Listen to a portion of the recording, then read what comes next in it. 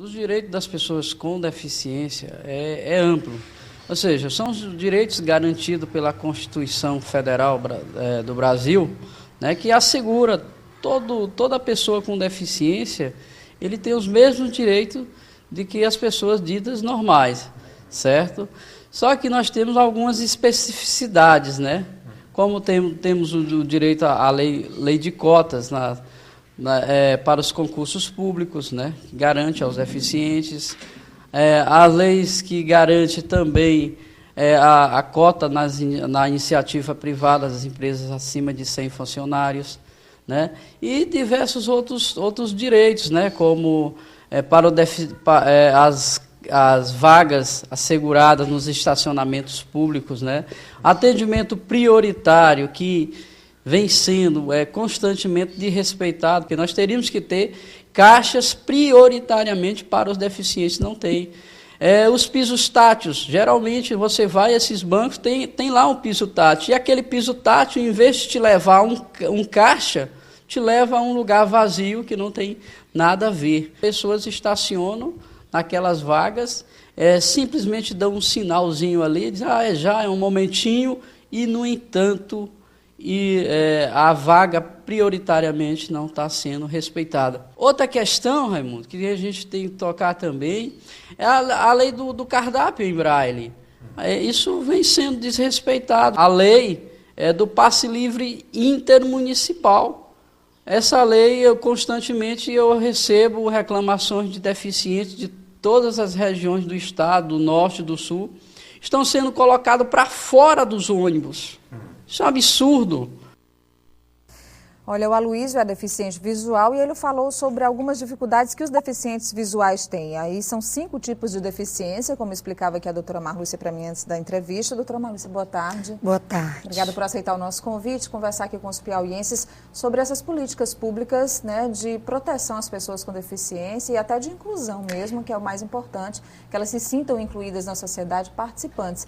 Mas eu queria que a senhora explicasse, então, para começar, quais são esses 5 tipos de deficiência e como é que essas políticas têm ajudado essas pessoas. Bem, eu que agradeço a oportunidade, porque as pessoas não entendem realmente quais são os direitos da pessoa com deficiência e que ela é um cidadão como outro qualquer. Como eu estava te falando, são 5 tipos de deficiência. É a física, a visual, a auditiva, a mental ou intelectual, porque tem uma convenção da ONU que trata de direitos da pessoa com deficiência, que foi internalizada no Brasil e faz essa diferenciação entre o mental e o intelectual, e a deficiência múltipla, quando você tem 2 ou mais tipos associados de deficiência. Então, muita gente costuma chamar pessoa com necessidades especiais, pessoa com deficiência física. O termo correto, constitucional, é pessoa com deficiência. Porque ela simplesmente é uma pessoa que tem algum tipo de deficiência. No mais, ela é um cidadão como outro qualquer. Agora, o que é que a lei e a Constituição fazem em relação a essas pessoas que não seriam ditas normais? Ela faz o que Aristóteles já dizia, trata desigualmente os desiguais, mas só para beneficiá-los. Exemplo, se você discrimina, se você não permite que a pessoa tenha acesso a um emprego, aquela lei de cotas que ele estava falando nas empresas privadas, aí você está diferenciando para o mal. E é crime. E é crime. Injúria qualificada, artigo 141, parágrafo 3º. Que tipo de pena? E reclusão de 1 a 3 anos, mais multa. E nós ainda temos, na Lei 7.853, outros tipos de criminalização preconceito, especialmente se for o preconceito quando você impede que uma pessoa ingresse numa escola ou lá permaneça, que é o recusar, suspender, procrastinar, cancelar ou fazer cessar a matrícula de uma pessoa com deficiência simplesmente pelo fato da deficiência que ela possui. E aí eu tenho certeza que a porta do Ministério Público está aberta e Sempre. muitas pessoas vão lá pedir o auxílio do Ministério Público para evitar que essas pessoas sejam discriminadas. Que tipo de ações o Ministério Público tem desenvolvido para proteger essas pessoas, doutora Marlúcia? Bom, o Ministério Público, ele possui tanto o Centro de Apoio de Defesa da Pessoa com Deficiência do Idoso, quanto a promotoria.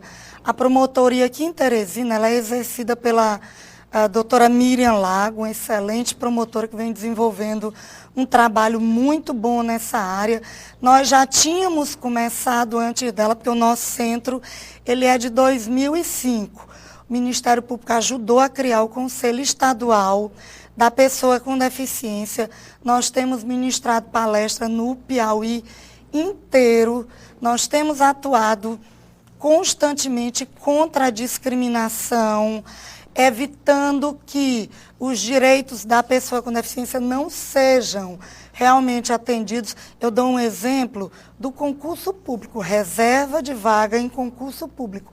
Antes do Ministério Público atuar aqui no Piauí, isso não era obedecido, pelo menos a nível estadual e municipal. A nível federal, a fiscalização com o Ministério Público Federal. Mas nós, assim que começamos o nosso trabalho, nós verificamos. Nós temos uma lei que garante 10% das vagas em concurso público a nível estadual. E essa reserva não era feita, não havia essa garantia, e nós atuamos e ingressamos com diversas ações civis públicas, e hoje esse direito é respeitado. Embora se tenha criado uma tese de que essa quantidade de vagas não pode exceder a 20%, é um debate jurídico e doutrinário que a gente vem travando com o poder público para garantir efetivamente que, a partir da segunda vaga, já se faça a destinação. Olha, nós temos pelo menos 500 mil pessoas no Piauí que têm algum tipo de deficiência, um número elevado, uma parcela considerável da população piauiense. Nós sabemos que aqui, pelo que disse já a doutora Marlúcia, temos avançado muito, mas ainda estamos com muitos débitos acumulados. A dona Eliseita, por exemplo, doutora Marlúcia, disse que é mãe de uma pessoa cadeirante. A rua dela não é calçada há mais de 2 anos, porque ela pede para colocar asfalto para facilitar o transporte da filha, até agora não foi atendida. E assim como a sua filha, muitas outras pessoas com deficiência sofrem, inclusive, esse constrangimento de terem que ser carregadas porque não existe a acessibilidade adequada, né, doutora? Esse é um problema recorrente no Ministério Público, é demais. O correto seria que o município de Teresina, assim como os demais municípios, fizessem a destinação orçamentária que pudesse atender a todas essas demandas. Mas o que é que a gente tem visto? E nós intervimos no último orçamento, pelo menos de Teresina, da seguinte maneira: as SDUs, acredite, são elas as responsáveis pela pavimentação asfáltica. Elas vinham destinando a quantia ínfima de R$50 mil para acessibilidade. Pelo amor de Deus, R$50 mil não faz uma reforma numa casa digna, que dirá promover a acessibilidade, que realmente não é uma coisa barata, não, mas ela é obrigada por lei. O município tem essa obrigação e os nossos impostos são pagos para isso. Então, a gente interviu no orçamento agora de 2012, cada SDU ficou, salvo engano, com 360 mil para essa questão da acessibilidade. Ocorre que esse valor não atende, ele é baixo, e pior, eu soube que para poder colocar linearmente esse valor, foi retirado uma parte do orçamento da SDU Sul, que é a que tem a fábrica de asfalto e é a que efetivamente faz essa pavimentação.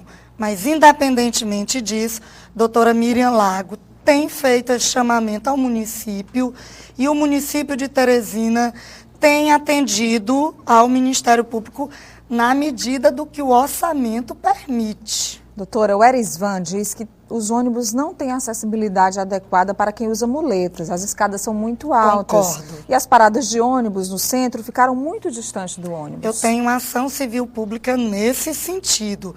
Antes mesmo de vir aquela adaptação que é a plataforma elevatória, nós ingressamos com a ação, o Ministério Público ingressou com a ação contra o CETUT pedindo essas adaptações. Obtivemos a liminar, que nunca foi cumprida, porque ela não se restringe simplesmente a você ter acessibilidade ao ônibus. Nós pedimos acessibilidade no município como um todo, porque se eu não tenho a parada de ônibus adaptada, se eu não tenho o entorno da minha casa com acessibilidade para eu chegar à parada de ônibus, de que vai adiantar? Bom, o CETUT colocou não, eu faço aí uma ressalva. O CETUT, por um bom tempo, ele não atendeu o que a gente queria, e aí, de repente, saiu a notícia no jornal. Que nós colocamos acessibilidade nos ônibus, e eu fiz questão de ir para a entrega. Na verdade, eles não colocaram. Hoje, por uma determinação do Ministério dos Transportes, de fábrica só sai o ônibus com adaptação. E o que é que foi feito aqui em Teresina? Eles adquiriram o pior tipo de adaptação, que é a plataforma elevatória. No meu pedido, Por que é o pior tipo? É o pior tipo porque ele não serve ao muletante, ele não serve ao idoso e tem que servir porque a acessibilidade é para todos. Ele não serve à grávida, ele não serve ao obeso, ele serve exclusivamente ao cadeirante. É o terceiro e pior tipo de adaptação que só deve ser feita se não puder ser colocado os dois primeiros tipos, que seria a plataforma elevatória ou o ônibus com piso baixo, que é o que a gente vê nas grandes metrópoles, que é fantástico, você ingressa diretamente no piso do ônibus. Mas a ideia agora já foi feito, vai ser corrigido, doutor? Não é uma questão de corrigir, a nossa ação civil, mudar, né? A nossa ação civil pública que ainda tramita, ela pede isso, que seja garantida acessibilidade para todos. O que vem sendo feito pelas empresas é um mero cumprimento da lei, mas na verdade ela não satisfaz. Eu concordo com a pessoa que mandou essa informação, porque realmente, imagine, Nádia, 6 horas da tarde, em frente ao Getúlio Vargas, para um ônibus e tem um cadeirante lá. O ônibus lotado. Eu não acredito, pode até ser que aconteça, mas eu não acredito que o motorista ou o cobrador pare, baixe aquela plataforma, desça, coloque o cadeirante, coloque as travas de segurança, suba, ponha ele no local que ele deve ficar, porque já deve estar ocupado por outras pessoas que, infelizmente, ainda não respeitam a acessibilidade e não respeitam os direitos da pessoa com deficiência, e essa pessoa seja colocada lá e seja transportada. Eu não acredito. Doutora, que falta muitas pessoas talvez se colocarem no lugar dessas pessoas. Falta conscientização. Né? Porque é uma vida difícil, uma vida com limitações. Muitas vezes, lógico, essas pessoas agem normalmente, se colocam normalmente perante os problemas e as dificuldades, mas a gente sabe das dificuldades que existem, que são muitas e que essas pessoas enfrentam, e dos constrangimentos também. Por exemplo, a dona Maria da Graça, a senhora falava sobre a questão do emprego, ela disse que tem um filho que é deficiente, já colocou currículo em vários lugares, há mais de 2 anos procura emprego, já fez muitas entrevistas até agora na área de emprego, ela credencia isso a um certo preconceito. Bom, nós conversamos aqui com a doutora Marlúcia Evangelista, ela é do Ministério Público, é do Centro de Apoio de Defesa da Pessoa com Deficiência e também do Idoso. Doutora, muito obrigada pela presença. Em outra oportunidade, eu queria conversar também sobre os direitos dos idosos. Nós tivemos aqui algumas perguntas, mas o nosso tempo, infelizmente, não foi ao nosso favor. Eu que agradeço. Muito obrigada. Uma boa tarde para a senhora.